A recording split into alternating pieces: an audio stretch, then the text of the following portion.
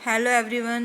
आज हम इस वीडियो में करेंगे ट्वेल्थ क्लास की बायोलॉजी का लास्ट जो यूनिट है इकोलॉजी, उसका फर्स्ट चैप्टर जो है इकोलॉजी में मींस वैसे तो चैप्टर नंबर 13 है। चैप्टर का नाम है ऑर्गेनिज्म एंड पॉपुलेशन।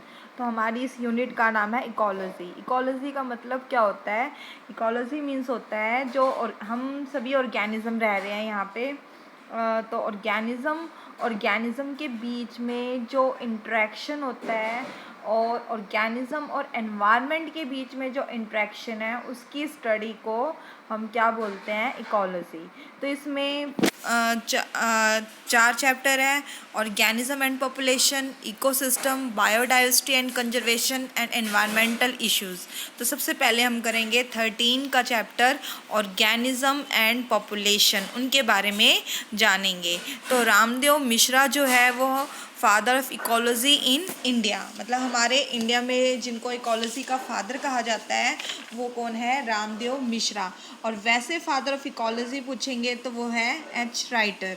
और उनके बाद जो इकोलॉजी जो टर्म जो है वो सबसे पहले यूज़ किया था अर्नेस्ट हैक्कल ने। चलिए अब हम ऑर्गेनिज्म एंड पॉपुलेशन के बारे में पढ़ते हैं। तो देखिए हमारे एनसीईआरटी में क्या लिखा हुआ है। तो our living world is fascinating, diverse and amazing complex. तो हमारे लिविंग वर्ल्ड में हमारे लिविंग वर्ल्ड में बहुत सारी ऑर्गेनिज्म और नेचर जो है हम देखते हैं, उनको देखकर हैरान करने वाली, आश्चर्यचकित करने वाली बहुत सारी चीज़ें हैं। तो we can try to understand its complexity by investigating process at various level of biological organisation. तो हम उन्हें समझने की कोशिश करेंगे अलग अलग लेवल पे। तो बायोलॉजिकल ऑर्गेनाइजेशन के लेवल्स कौन कौन से? एक नंबर में आपका ये क्वेश्चन आ सकता है। तो macromolecule, cells, tissue, organs, individual organism, population, community, ecosystem and biomes. तो ये लेवल है। मैक्रोमोलिक्यूल्स, सेल्स, मैक्रोमोलिक्यूल से मिलकर बना है सेल, और सेल से मिलकर बना है टिश्यू, और टिश्यू से मिलकर बना है ऑर्गन्स, और ऑर्गन सिस्टम से कंप्लीट बना है एक ऑर्गेनिज्म। ठीक है। तो ऑर्गेनिज्म के ग्रुप को हम क्या बोल देते हैं? पॉपुलेशन। और अलग अलग पॉपुलेशन को हम कहते हैं कम्युनिटी। और जब एनवायरनमेंट मतलब एबायोटिक फैक्टर भी इन्वॉल्व हो जाता है तो हम उसे बोल देते हैं इंट्रैक्शन जो होता है उसे हम कह देंगे इकोसिस्टम एंड बायोम्स। तो आप समझ गए होंगे। अब हम आगे देखते हैं। At any level of biological organisation we can ask two type of questions. तो किसी भी लेवल पे अगर हम देखें तो दो क्वेश्चंस आते हैं। ठीक है। जैसे मान लो हम बुलबुल की सिंगिंग की सुबह सुबह आप देखते हो, चिड़िया वगैरह जो होते हैं, पक्षी जो होते हैं, उनके चहचहाने की आवाज़ आती है। ठीक है। तो आप अब दो क्वेश्चंस, भाई छोटे बच्चों को आपने देखा होगा, कई बार क्वेश्चन करते हैं, आपके भी दिमाग में क्वेश्चन आया होगा कि हाउ डज़ द बर्ड सिंग, मतलब ये बर्ड जो है कैसे, उसके जो चहचहाने की आवाज़ आ रही है वो कैसे आ रही है, और वाई डज़ द बर्ड सिंग, और क्यों आती है। तो दो क्वेश्चन हमारे माइंड में आते हमारे माइंड में आते हैं, हाउ और वाई। अब हाउ जो है वो क्या बता रहा है? मैकेनिज्म बिहाइंड द प्रोसेस, मतलब जो सिंग कर रही है बर्ड वो कैसे कर रही है, तो उसके बारे में बता रहा है। मतलब उसके जो आवाज़ जो निकल रही है वो कैसे सिंग करती है, मतलब जो उसका सैरिंग्स जो है वो कैसे जो साउंड है वो प्रोड्यूस करने में हेल्प करता है। तो बर्ड्स वगैरह जो बर्ड्स जो होती हैं उनके अंदर जो वोकल ऑर्गन जो है वो क्या है? सैरिंग्स है। और हमारे अंदर जो वोकल ऑर्गन है वो क्या है? वोकल कार्ड है। और अब देखिए फर्स्ट क्वेश्चन ये आता है, और दूसरा आता है वाई। वाई का मतलब क्यों हो रहा है वो प्रोसेस, सिग्निफिकेंस क्या है उस प्रोसेस का। तो ये ऐसे कुछ क्वेश्चंस उठते हैं। तो उन क्वेश्चन के भाई आंसर भी हमें मिले कि वो कैसे क्या कहते हैं सिंग कर रही है, तो मतलब उसके वॉइस बॉक्स जो है, सेरिंग्स जो है वहाँ से आवाज़ आ रही है। दूसरा क्वेश्चन वो सिग्निफिकेंस क्या उसका, तो वो क्या करती है? वो कम्युनिकेट करती है। ठीक है।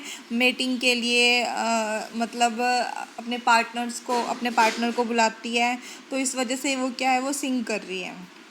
तो ऐसे ही बहुत सारे क्वेश्चन उठते हैं। अगर ये क्वेश्चन आ रहे हैं तो मतलब उनके पीछे क्या रीज़न है, मतलब साइंटिफिक थॉट्स के बारे में बता रहा है। ये सब सोच जो है हमारी, वो scientific frame of mind create कर रहा है।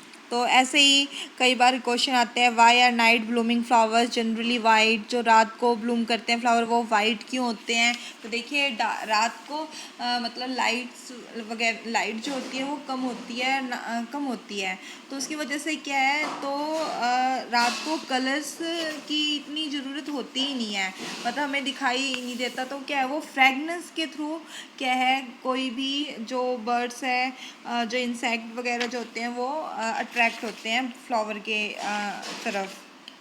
तो ऐसे ही, how does the bee know which flowers has nectar, why does cactus has so many thorns, how does the chicks supers recognise her own mothers. तो मतलब ऐसे ही बहुत सारे क्वेश्चन उठते हैं कि भाई बीज को कैसे पता होता है कि इन फ्लावर्स में ही नेक्टर है। नेक्टर्स मीन उनका फ्लावर सेप जो है, जूस जो है, फ्लावर जूस। तो ऐसे ही कैक्टस के ऊपर कांटे क्यों होते हैं। तो ऐसे ही बहुत सारे क्वेश्चन उठते हैं, ठीक है। तो अब आगे देखते हैं। तो we have already learn in previous class that ecology is a subject which studies the interaction among organism and between the organism and its physical environment। अभी सॉरी, इकोलॉजी की डेफिनेशन आ सकती है, तो आप इकोलॉजी की डेफिनेशन क्या बताओगे? Study of interaction among organism and between the organism and it's physical environment. तो ये इसकी डेफिनेशन है। तो अगर हम इकोलॉजी के बेस पे लेवल देखते हैं बायोलॉजिकल ऑर्गेनाइजेशन का, तो वो 4 लेवल है मेनली। तो वो कहाँ से स्टार्ट होगा? ऑर्गेनिज्म से, क्योंकि इंट्रैक्शन अमंग ऑर्गेनिज्म डेफिनेशन में अभी हमने किया था study the interaction among organism. इसका मतलब क्या है, कहाँ से स्टडी स्टार्ट हो रही है? ऑर्गेनिज्म से। तो ऑर्गेनिज्म का जो लेवल है वो कहाँ से स्टार्ट होगा? इकोलॉजी का जो लेवल जो होगा वो कहाँ से स्टार्ट होगा? ऑर्गेनिज्म से। तो कहाँ से कैसे हो रहा है? ऑर्गेनिज्म, फिर पॉपुलेशन, कम्युनिटी एंड बायोम। तो इसका मतलब क्या है, जो इकोलॉजी का जो बेसिक यूनिट जो है, तो क्या बोलेंगे हम? ऑर्गेनिज्म। तो इस चैप्टर में हम ecology at organismic and population level हम स्टडी करेंगे। तो इसकी कुछ जैसे कि आप यहाँ इस डायग्राम में देखते हैं, ये एक डियर जो है, हिरन जो है वो एक दिखाई दे रहा है, तो वो क्या है? एक जीव ऑर्गेनिज्म हो गया। अब बहुत सारे हिरन्स दिखाई दे रहे हैं, तो वो क्या है? भाई पॉपुलेशन होगी। अब यहाँ पे जहाँ पे कम्युनिटी आप देख रहे हैं उसके अंदर क्या है? ये बर्ड्स भी छोटी छोटी दिखाई दे रही है, ट्रीज़ भी दिखाई दे रहे हैं, ग्रास भी दिखाई दे रही है। तो ये क्या है भाई? अलग अलग पॉपुलेशन भाई हमें दिखाई दे रही है, तो वो क्या है? कम्युनिटी है।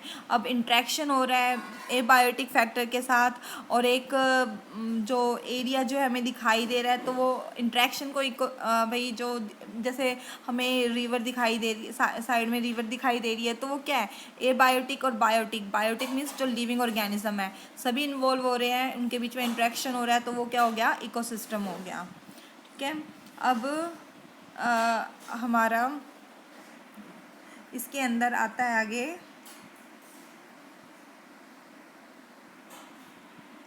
तो आई होप आप समझ गए होंगे ऑर्गेनिज्म क्या होता है, और पॉपुलेशन क्या है, कम्युनिटी क्या है, और इकोसिस्टम क्या है, ठीक है। एक सिंगल इंडिविजुअल को हम ऑर्गेनिज्म बोलेंगे। बेसिक यूनिट ऑफ इकोलॉजी क्या होगी? ऑर्गेनिज्म होगी। और पॉपुलेशन है सेम इंडिविजुअल का ग्रुप, और कम्युनिटी में दो अलग अलग पॉपुलेशन का ग्रुप को बोलेंगे हम कम्युनिटी। और इकोसिस्टम में involve biotic and abiotic factor. तो अब हमारा है ऑर्गेनिज्म एंड इट्स एनवायरनमेंट। तो देखिए, ecology at the organismic level is essentially physiological ecology which try to understand how different organisms are adapted to their environment in terms of not only survival but also reproduction। देखिए, अब इन्होंने कहा है कि जब हम ऑर्गेनिज्मिक लेवल पे हम इकोलॉजी की स्टडी करते हैं, तो उसमें फिजियोलॉजिकल इकोलॉजी को जानना ज़रूरी होता है, मतलब वो कैसे वर्क कर रहा है कोई ऑर्गेनिज्म। तो उसके लिए हम देखेंगे कि कोई अलग अलग जो ऑर्गेनिज्म है उन्होंने अपने आप को डिफरेंट एनवायरनमेंट में कैसे सरवाइव किया हुआ है। तो इसके अंदर not only survival but also reproduction, हम मतलब वो सर्वाइव कैसे कर रहा है और कैसे रिप्रोड्यूस हो रहा है, मतलब अपने ऑफस्प्रिंग को प्रोड्यूस कर रहा है, तो अपनी प्रोजेनी को इंक्रीज कर रहा है, तो हम दोनों को ही इसमें इन्वॉल्व करेंगे। तो you may have learn in earlier classes, आपने छोटी क्लासेस में किया है, how the rotation of our planet around the sun and tilt of its axis cause annual variation in the intensity and duration of temperature resulting in distinct season. आपने छोटी classes में किया था कि सीजन जो होते हैं जैसे गर्मी सर्दी बरसात जो है वो किसका रिजल्ट है, ठीक है, जो टेम्परेचर जो चेंज होता है वो किस वजह से चेंज हो रहा है, गर्मी सर्दी का मौसम आ क्यों रहा है, तो वो आपने छोटी क्लासेस में किया हुआ है। तो आपने पढ़ा है कि कैसे प्लैनेट जो है अराउंड द सन रोटेट करता है और कैसे हमारी जो अर्थ है वो अपनी उससे थोड़ी सी टिल्ट है। तो देखिए हम इस डायग्राम के थ्रू भी देख सकते हैं, तो ये हमारी अर्थ है और कैसे ये 23.5 डिग्री में टिल्ट हो रखी है, मतलब बिल्कुल सीधी नहीं है, ठीक है। जब वो रोटेट करती है तो सीधा रोटेट नहीं करती है, थोड़ा सा टिल्ट होके रोटेट करती है। अब जैसे अब सन है, ठीक है, बीच वाली तो इक्वेटर लाइन होगी, अब नॉर्थ पोल है, अब यहाँ पे सन आप रेस दिखाई दे रहा होगा, नॉर्थ पोल में डायरेक्ट सनलाइट जा रही है, ठीक है, और ज़्यादा जा रही है, तो इसका मतलब क्या है, अगर नॉर्थ पोल में समर है और विंटर थोड़ा सा टिल्ट है तो मतलब वहाँ पे गर्मी देखने को नहीं मिलेगी, क्या मिलेगी वहाँ पे सर्दी का मौसम होगा, विंटर होगा, ठीक है। तो आप इसके थ्रू ये देख सकते हैं और समझ सकते हैं कि जो सीज़न जो है वो किसका रिजल्ट है। एक नंबर में क्या पता क्वेश्चन आपका आ भी जाए, तो आप ध्यान रखिएगा। अब जो है यहाँ पे इस ग्राफ में इन्होंने क्या दिखा रखा है थोड़ा सा और देख लेते हैं। These variation together with annual variation in precipitation account for the formation of major biomes. अब इन्होंने कहा है कि जो प्रेसिपिटेशन जो होती है एनुअल वेरिएशन में वो बायोम्स को फॉर्म करती है, मतलब प्रेसिपिटेशन में क्या आएगा, रेन भी आएगी और जो स्नो जो होती है बर्फ़ वगैरह जो गिरती है, ये सारी दोनों इन्वॉल्व होती हैं, ठीक है। उसकी वजह से क्या है, कुछ बायोम्स बन रहे हैं जैसे कि डेजर्ट, रेन फॉरेस्ट, टुंड्रा, तो ये सभी बायोम्स हैं। भाई नेम द बायोम्स भी आ सकता है, तो अब याद रखिएगा मेजर बायोम्स के नाम कौन कौन से हैं, डेजर्ट, रेन फॉरेस्ट और टुंड्रा, ठीक है। और अब हम इनको थोड़ा सा समझ रहे हैं प्रेसिपिटेशन के अकॉर्डिंग। तो देखिए आप देख रहे हो एक्स और वाई एक्सिस जो होते हैं, तो वाई तो देखो मीन एनुअल टेम्परेचर है एक साइड और दूसरी साइड में क्या है एनुअल प्रेसिपिटेशन, मतलब कितनी जो बारिश और कहीं पे स्नोफॉल जो होता होगा वो हो रहा है, ठीक है। तो देखिए आप आर्कटिक एंड एल्पेलाइन टुंड्रा में यहाँ पे जो टेम्परेचर जो आप देख सकते हैं वो ज़्यादा नहीं है, -10 के अराउंड देख लीजिए, और बारिश भी ज़्यादा नहीं हो रही है, ज़्यादा से ज़्यादा भाई वैसे तो 50 और मतलब अराउंड 100 के आसपास तक जा सकती है, और जो डिग्री जो है सेल्सियस टेम्परेचर के अराउंड इतना टेम्परेचर हो सकता है, मतलब यहाँ पे टेम्परेचर कैसा है, लो टेम्परेचर है और लो रेनफॉल और स्नो है, ठीक है, अगर हम दूसरों से कंपेयर करें तो। फिर उसके बाद अब आप देख रहे हैं जैसे कि कॉनिफरस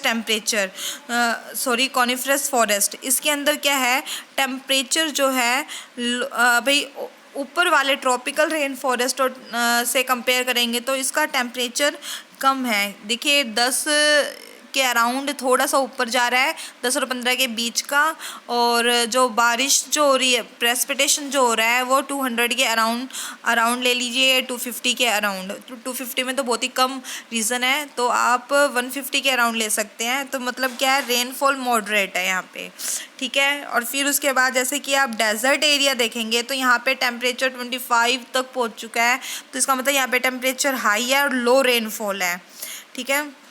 और फिर उसके बाद अगर टेम्परेट फॉरेस्ट देखेंगे तो यहाँ पे भी मॉडरेट रेनफॉल है और मॉडरेट टेम्परेचर है। और ट्रॉपिकल रेन फॉरेस्ट अगर आप देखते हैं तो यहाँ पे high temperature and heavy rainfall 400 के आसपास है। तो इसी टेम्परेचर में मतलब हमारा ट्रॉपिकल फॉरेस्ट आता है, मतलब जो ज़्यादा ग्रीनरी जो देखने को मिलती है वो इसी ट्रॉपिकल रेन फॉरेस्ट में, और ये केरला अफ्रीकन फॉरेस्ट वगैरह जो होते हैं वो इसी में आते हैं, ट्रॉपिकल फॉरेस्ट में आते हैं। और ग्रासलैंड देखेंगे तो टेम्परेचर हाई है, रेनफॉल भाई दूसरे से कंपेयर करें तो लो है, इसलिए वहाँ पे सिर्फ ग्रास जो है तो वो देखने को मिलती है। मतलब यहाँ पे इन्होंने हमें ये बता रखा है बायोम जो क्रिएट हुआ है, डेजर्ट बायोम जो है, रेन फॉरेस्ट, टुंड्रा रीजन जो है वो प्रेसिपिटेशन के अकॉर्डिंग और एनुअल टेम्परेचर के अकॉर्डिंग क्रिएट हुआ है। ठीक है, आई होप आप ये समझ चुके होंगे फिगर में क्या बता रखा है इन्होंने। तो आगे देखिए, regional and local variation within each biome lead to formation of wide variety of habitat. मतलब ये जो लोकल वेरिएशन जो है वो बायोम का, वो क्या है, हैबिटेट की वेराइटी को फॉर्म कर रहा है। अब देखिए, अब जब कहीं ज़्यादा गर्मी है और बारिश भी कम हो रही है तो क्या है, वो डेजर्ट एरिया क्रिएट करेगा। तो इस प्रकार क्या है भाई बायोम जो है वो अलग अलग फॉर्म हो रहे हैं। अगर बारिश ज़्यादा हो रही है तो ट्रॉपिकल रेन फॉरेस्ट जैसा बायोम बन रहा है। तो ये बात है। तो देखिए, on planet earth life exist not just in a few favourable habitat but even in extreme and harsh habitat. अब इन्होंने कहा है कि जो हमारे प्लैनेट अर्थ पे जो लाइफ जो एग्जिस्ट कर रही है वो फेवरेबल हैबिटेट पे तो एग्जिस्ट कर रही है, यहाँ तक कि वो एक्सट्रीम और हार्श हैबिटेट, मतलब बहुत ही ज़्यादा भाई बहुत ही ज़्यादा हार्श एरिया में भी हमें जो लाइफ है एग्जिस्ट देखने को मिलती है। ठीक है, जहाँ पे रहना बहुत ही मुश्किल हो उसे बोलेंगे हार्श।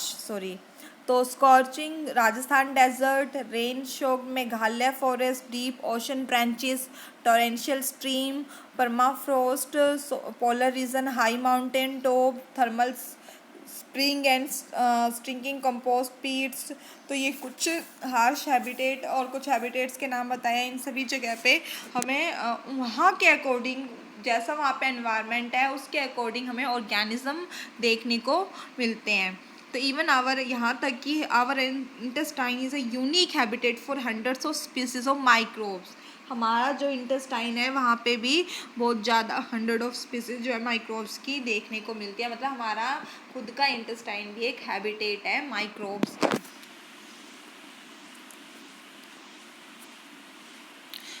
ये आप देख चुके हैं, अभी बताया था एनुअल वेरिएशन के बारे में। ये कुछ बायोम्स दिखा रखे हैं इन्होंने और बायोम्स के नाम दिखा रखे हैं। ए में जो है वो ट्रॉपिकल रेन फॉरेस्ट का है, दूसरा जो है वो डेसिडियस फॉरेस्ट का है, सी डेजर्ट है, और डी जो है सी कोस्ट दिखा रखा है।